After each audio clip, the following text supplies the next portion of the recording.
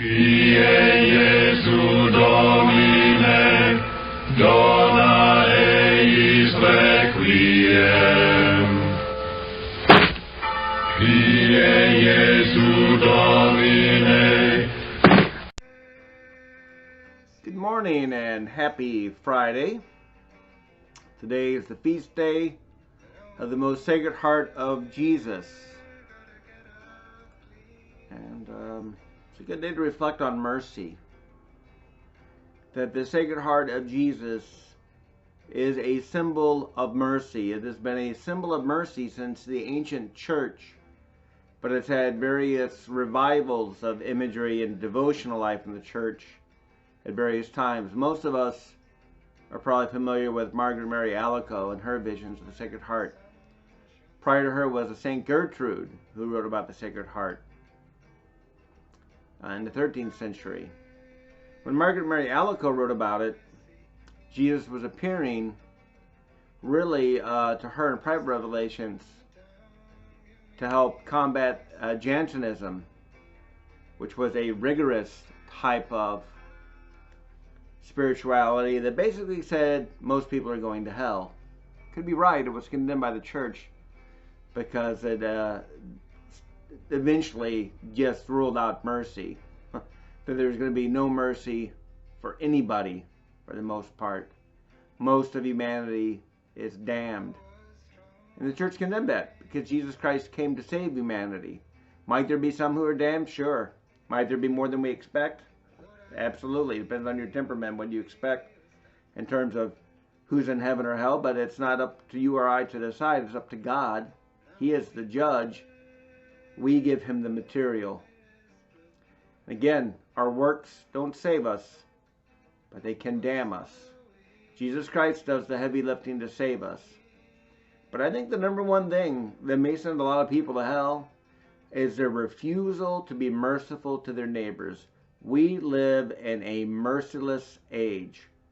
We are turning to an age of punishment, an age of petty vindictiveness, an age hateful of a past that wasn't perfect.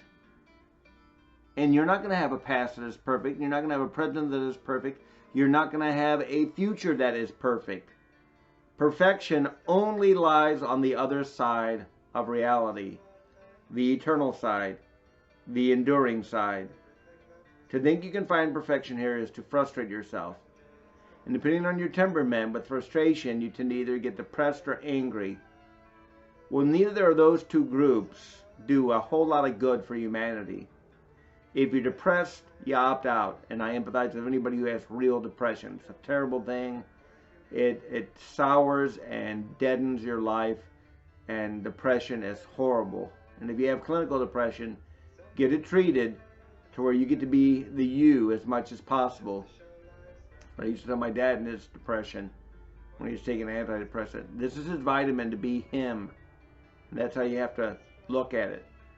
If you're prone to be angry, boy, you need to get over anger because there are a lot of angry people in the world now. And anger almost always leads to destruction.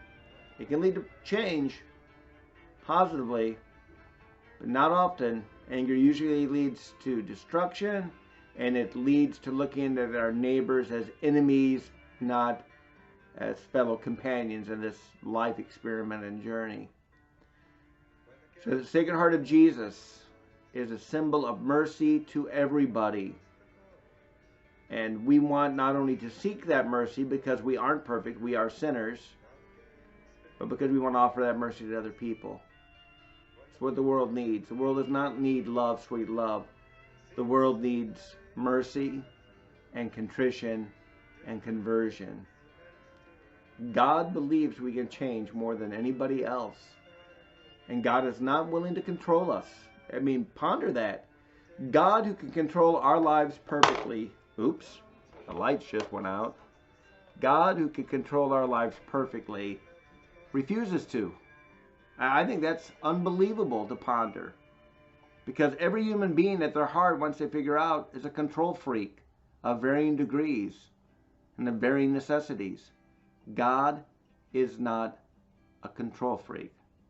He gets that rap in the Old Testament when we were in our juvenile stage as developmental people. And we've had relapses with authoritarian people trying to be control freaks for God. God doesn't need control freaks. God doesn't need control. It's all in his hands anyway. And he's asking us to cooperate with him, to trust him, to seek his mercy, and to give his mercy. Happy feast day, friends. And many blessings to all the people in Sacred Heart parishes out there. Great places. Love Sacred Heart.